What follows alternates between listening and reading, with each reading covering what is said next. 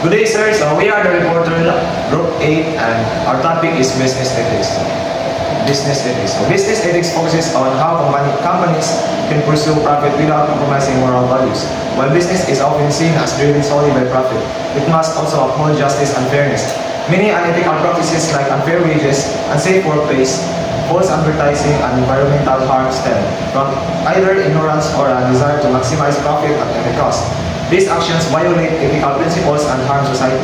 However, some businesses aim to balance profit and ethics by following laws, treating workers fairly, and respecting environmental and social responsibilities. Ethics in business ensures that profit is gained through just and fair means. So, multinational corporations. The multinational corporations operate in multiple countries for manufacturing, marketing, services, and administration. They choose location based on low cost and attractive markets. All 500 largest US industrial firms are multinationals.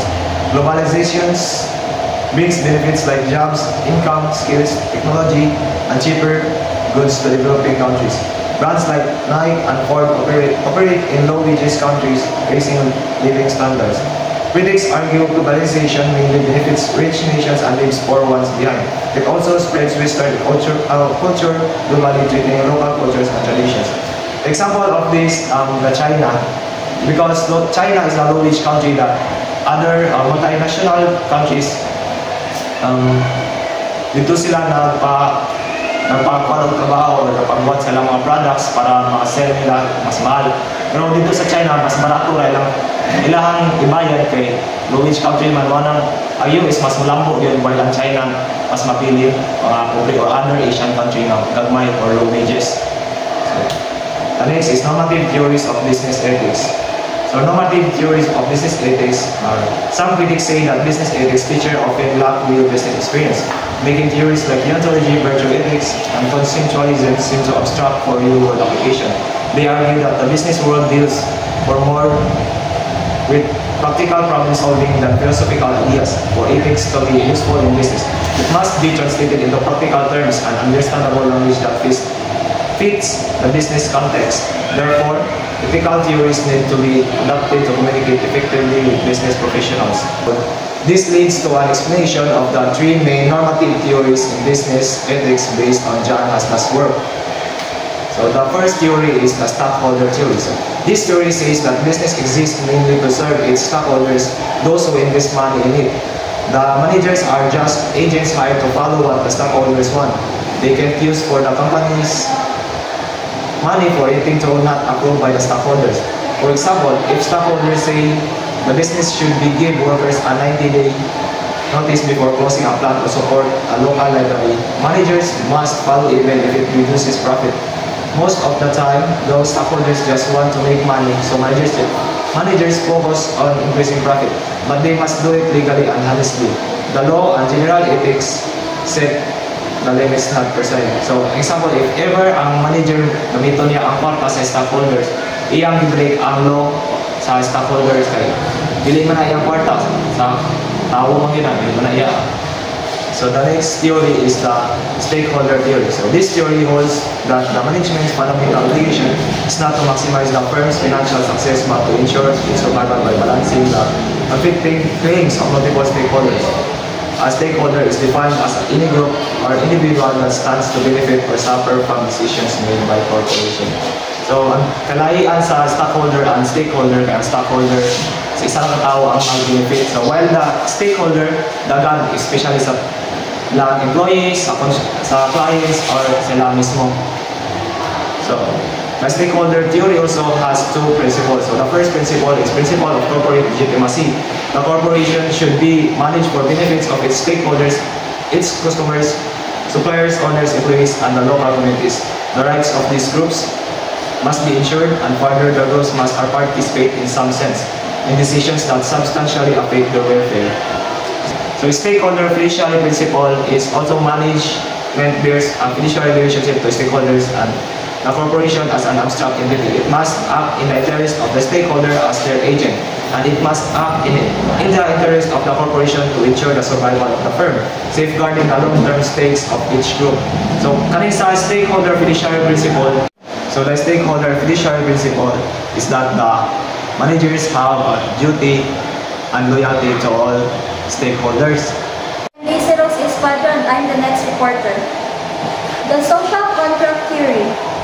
The social contract theory says that businesses have a moral duty to help improve society by meeting the needs of consumers and employees, as long as they do it fairly and justly. This idea comes from political thinkers like Hobbes, Locke, and Rousseau, who talk about how governments exist only if people agree to give them power in exchange for protection and order. In the same way, this theory imagines that businesses are only allowed to exist because society believes they will do good in return. When society gives businesses rights, like owning land, using resources, and hiring people, they are expected to give back by helping improve the community's well-being. This is the price they pay for those privileges. So, businesses must use their power and resources in a way that benefits society, as thus this way they can do this based on the idea of the social contract. So, the social contract theory says that businesses are like guests in society. They're allowed to exist because people trust them to do things like treating workers well and helping customers. The social contract theory has three benefits. So the first is benefit consumers by increasing economic efficiency, stabilizing level of output and channels of distribution, and increasing liability resources. Second is benefit employees by increasing their income potential if using their personal liability and facilitating their income allocation. The third is minimizing pollution and depletion of natural resources, the destruction of personal accountability, the misuse of political power, as well as worker alienation, lack of control over working conditions, and dehumanization. Redenbach and Robin's conceptual model of corporate moral development. So, R. Eric Redenbach and Donald P. Robin argue that there are certain organizational behaviors that exhibit a business's level of moral development. While it is true that profit is the main goal of any business enterprise, society demands that corporates also try to contribute to certain social goals. So there are 5 stages that comprise the model. So, stages of moral development. First is amoral. Second, legislative. Third, responsive. And fourth, emerging ethical. And the last one is ethical. This is inspired by Lawrence Kohlberg. So, Kohlberg's model. So, level 1, pre-conventional morality. There are 2 stages. The first one is obedience and punishment. Behavior driven by avoiding punishment. The second stage is individual interest, behavior driven by self-interest and reward. So on the next level is conventional morality. Stage 1, interpersonal, behavior driven by social approval. And the last one is authority, behavior driven by obeying authority and conforming the social order. And the last level is post-conventional morality. Stage 1, social contract, behavior driven by the balance of social order and individual rights. And stage 2, universal ethics, behavior driven by internal moral principles. I am the third reporter and my topic is the stage of organization moral development. Stage 1. The moral organization focuses only on profit and productivity, ignoring ethics. Ethics is considered only when the company is caught doing wrong. Believes profit is the only social responsibility. Top management's roles by power employees must obey or face punishment. Reward system promotes go-along behavior, not questioning. Employees are treated as tools for profit, not as people. Common mindsets they'll never know, or everyone does it, we won't get caught. Owners and investors are seen as the only important stakeholders. The stage two, the legalistic corporation focuses on following the law, not necessarily doing what is morally right. Believes that if something is legal, then it is right. Heavily relies on lawyers to ensure all actions meet legal standards.